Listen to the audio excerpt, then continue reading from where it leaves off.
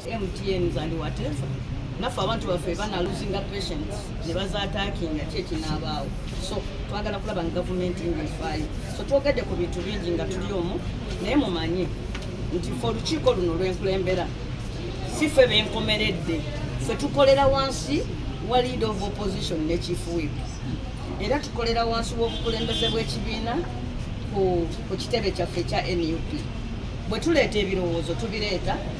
ne tubitwala mu bakama baffe, bwe babiyendoosinga nga tulyoka tubiteeka mu bukola. Kati olwaleero tubaddeeyo nga tutetenkanye ensonga ze tulowooza 12 ze tugenda okwesibako ennyo okulaba nti ababaka ba palamenti ab'NUP abaliwo n'abagenda okujja nga bayise mu by-elections ezigenda okubaayo baweereza bannayuganda, abantu ne basiima ne bagamba nti wamma obwami obutono obunyoomera mitala waaki wa mugga. Ekisooka training, capacity building n'okuguma buli omu okugumya munne n'okukola nga ttiimu. Ekyo twagala tukiteekewo kibeere ky'amaanyi. Ekirala tulonzeeyo ebifo tubiwe bakama baffe batukoneremu sitampu batugambe wamma muteesezza bulungi. Kyekisooka twagala byonna ebiteeso bye tuwagira ne bye tuwakanya ng'ekigendererwa kyakulaba nga tulwanyisa ekyokuba nti okwetaaya, okweyagalira ne demokrasiya mu Uganda muno biweereddwako ekifo. Ti munnayuganda kati takyalina weyeetaayiza naddala oyo alowoozebwa titakkaanya n'abakudde obuyinza. Okutyoboola eddembe ly'obuntu ng'akulembeddemu ye gavumenti yennyini, mwami gavumenti, n'okuyigganya abantu olw'endowooza zaabwe ez'ebyobufuzi. Decentralization, okuzza obuyinza mu byalo eyo nti otuuka ku disitulikiti balinganga disitulikiti kati ziringa bifulukwa n'obuyinza obusinga babuyiseeyo. Twagala kulaba nga ddala eyo ku disitulikiti ddala disitulikiti zikyalina obuyinza era emirimu kitambula bulungi. Ekirala ebyava mu kubala abantu kwe tulina okusinziira okukola pulaani z'eggwanga bwe babirangirira ate bamala ne babiyitayo. Kati eggwanga terimanyi byava mu kubala baki bantu. Twagala kuleeta biteeso gavumenti ejje tuwulirire ddala ebyava mu kubala abantu n'ebintu.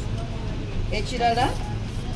eggwanga lyakkiriza mu butongole nti tubanjibwa obutabalika trillions 226. Ffe tulowooza zisingawo ziringa eyo 13 oba kumpi 15 naye boogeddeko ntono, naye nazino ezoogeddwa nnyingi nnyo. So kati twagala kulaba amabanja ago ge beewola naddala ssente ezeewolebwa naye ng'ate ziri eyo zitudde tezikola mirimu gye bayita non-performing loans. Ebbula ly'emirimu eri abantu baffe nayo twagala tube nga buli kye tuteesa twagala kulaba nga tuleeta birowoozo bya kutondawo mirimu n'okubuuza gavumenti ogisa ku nninga kiki kyekolawo ku bbula ly'emirimu. Mpozi n'ekyokuba nti amagye gavumenti eringa efuuse ey'amagye, baminisitaazi b'amagye, abakulira ebitongole, buli wogenda kati olaba amagye. Nawano palamenti amagye gatusalako ne ofiisi ya sergeant at arms eringa etakyaliwo. Twatuuse n'okulaba abapulisoni nga bayimiriddemu mwe bannamawulire nga bakutte ekamera abapulisoni. Egamba oba kyekigudde mu Uganda mwe lwaki temulwanira kitiibwa kyammwe mwe abamawulire? Nimbalaba nga omusajja wa pulisoni ali wali mbuuyi aze kuwandiika mawulire ga palamenti. Kwegamba palamenti efuuliddwa ddala galisoni. Kiringa ebikoota y'ebitongole byonna ebikuumaddembe nakulagira dde eno ate tebamanyi kitiibwa ky'ababaka ba palamenti nti buli omubaka wa palamenti tokwatwako ne bwensimbula mukono ne bagamba nambozi agenda Kampala mu palamenti sikkirizibwa wadde wa traffic okunkwata okunyimiriza okunvunaana emisango gya traffic. Naye kakati batukwata nga ababbi b'enkoko ne batuuka n'okubuzawo omubaka wa palamenti ne tubyogera ate ne bagamba mwogere mukama abamukutte tebawulira, mwogere enkola nga mwegonza tebanyiiga. Constitution egamba nti omuntu omukwata n'omala n'essaawa 48 ne banga etalina mu kaso. N'ekirala twagala kulaba nga tuleeta ebiteeso gavumenti bw'ebaddala eri siriasi ng'eyagala ntobazi emale kuteekawo omutemwa gwa kusasula abantu abalinamu ettaka mu ntobazi okusinga okugenda okusitukira mu bantu baffe okubasindiikiriza bafuuke emmomboze mu nsi ezaabwe. n'ebirala bingi twogedde ne ku bannayuganda abali ebunayira mu South Africa wokka tulinawo bannayuganda miliyoni baleeta ssente nnyingi ennyabo mulira bakadaama be batuyambye awava emmwanyi be baddawo singa ssente yaffe tekyalina mugaso gwonna singa si baana abo abeewale ne bagenda bakola ebweru so tuleme kulinda nga baleese ssente naye twagala tuteekawo n'amateeka tuyisenga n'ebiteeso okulaba nga nabo bafiibwako nga bannayuganda ab'omugaso ddala ekisooka pulezidenti waffe mwamulabye ye yakulembedde era naffe ffenna twegase wamu okusooka okuvumirira ekyokuba nti amagye kati gefudde poliisi mu Uganda ffe tetulina buzibu bwewabaawo omu ku ffe ateeberezebwa nti yazizza omusango tusaba akolebweko ng'amateeka bwe gakola ki bwe galagira naye tukitegedde nti kuno tekwabadde kukwata muntu kwabadde kuwamba ebifaananyi ebyavuddeyo ffenna bitusuzizza nga tetwebase infact ffe tetwamanya mwami Museveni bwe yagamba nti kino ekisanja kya Buteebaka tetwamanya nti agenda tukolako ebyobukambwe tubulwe otulo nga bwe twasuze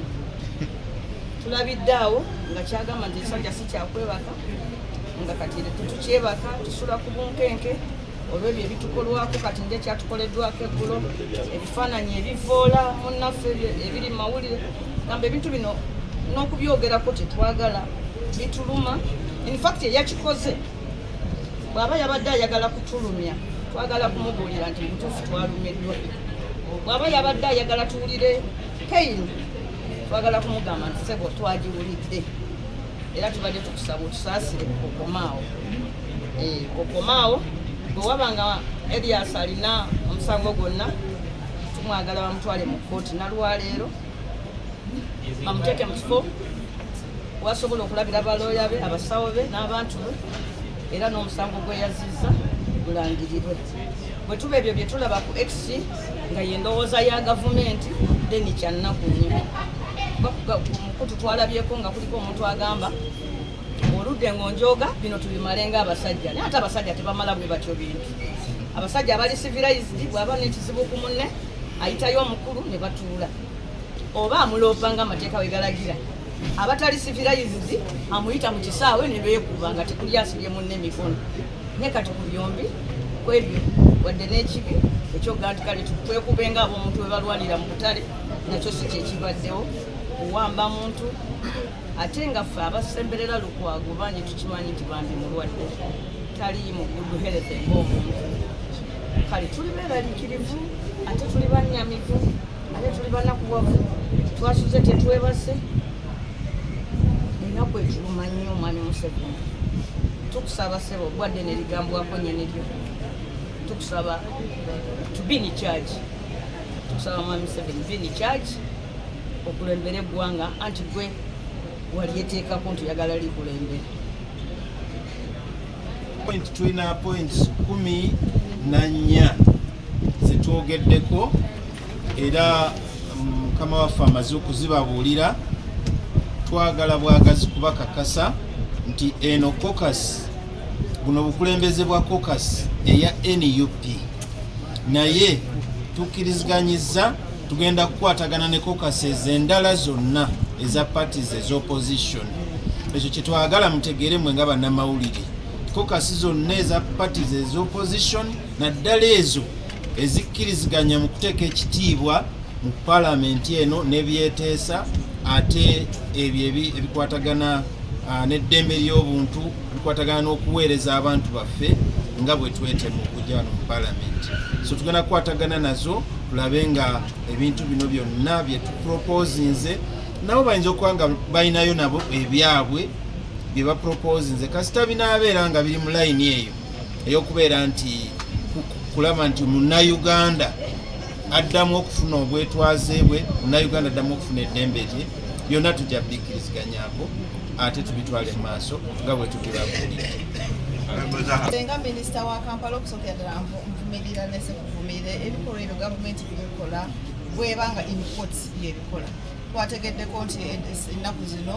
okwogerako eri eggwanga omuntu agenda bugezi ku XA kyayogedde nekisalibwawo kyannaku nze aludde ne Lord Mayor Elias Lukwago omusajja mugonvu mu mbeera y'obulamu ate gwe mmanyi alwanirira enkola y'amateeka kyemmanyi obulungi singa bamugambye tukwetaaga olina ensonga era yandikutte kubo n'agenda nebamugamba ensonga enda babadde bamulaba bulijjo kuba abadde asiiba mu kkooti naye leero ne ku mande gyo babadde bakimanyi nti agenda kusitukawo agenda okukola emirimu gye bandisobodde mukola ki omusanga gano genda ojja omuntu mu kisenge bataddemu enkola y'okutya naye sikyalinaku nkivumirira nsaba abamulina bamaze omubuuza bye baagala bamaze omukola bye baagala bamute akomewo mu bantu be naffe tulabe bwe tukola ki tutandikira ezaako nga kokasi nze sekretary wa kokasi okuzaawo ekitiibwa kya palamenti mukimanyi bulungi kikuudde oluvuganya abapya tuliko baki bangi twagala kuzaawo enkola y'amateeka mu palamenti n'ekitiibwa kya paliyamenti bannayuganda gye beegomba so mu mbeera eyo tusazeewo mu byemu ebyo ebiteeseddwako nti nga opposition eyawamu tuyisome nnyo tuyige nnyo tutegeere nnyo enkola za palamenti ezikola ki okusobola okubeera nga naffe kennyini netweweebuula ate nabali betugamba ensonga okuzitereeza nga nabo bamanyi kyetwogerako tukimanyi so eyembeera the shadow minister for Kampala. I have worked with the Lord Mayor of recent and I know he's not in good health. Ina badogere kutunadona but nga shadow minister wa water and environment ndikwetaaga gavumenti eteewo enkola enungamu